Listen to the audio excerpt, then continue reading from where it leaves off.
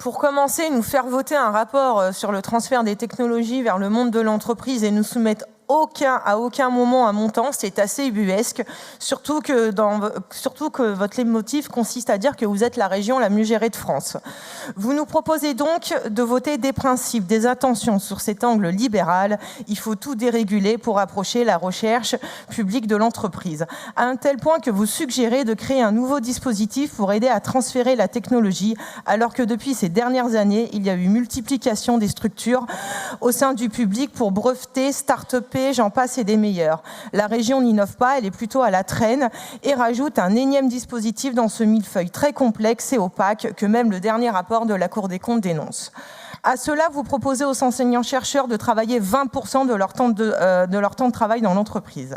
Alors que le nombre d'enseignants-chercheurs ne cesse de baisser dans les universités, dans les écoles d'ingénieurs, etc. Vous supposez donc qu'en plus d'enseigner et de chercher, cette même personne aurait le loisir de consacrer 20% de son temps de travail dans une entreprise. L'immersion, comme vous le dites, reviendrait à mettre au service d'une entreprise privée un personnel fonctionnaire. Sur le plan de la propriété intellectuelle, c'en est même dangereux. Le travail d'un chercheur ou d'un enseignant-chercheur peut éventuellement donner lieu à des découvertes qui doivent rester dans le domaine public et ne doivent pas être utilisées à des fins privées. Et tout cela, évidemment, sans contrepartie, sans aucun contrôle. Comme toujours, on reconnaît bien là le marqueur essentiel de la droite, si prompte à faire la chasse aux fraudeurs du RSA, mais conciliante avec toute dépense publique qui peuvent faire carburer l'économie libérale.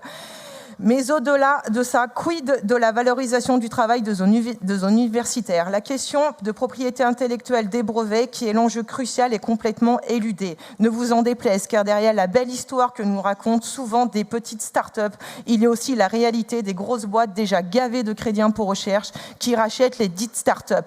L'exemple de la start-up grenobloise Argocine qui a été rachetée par le groupe Dassault, et tout cela pour une bouchée de pain. Merci beaucoup. Monsieur Pénicaud, vous avez la parole.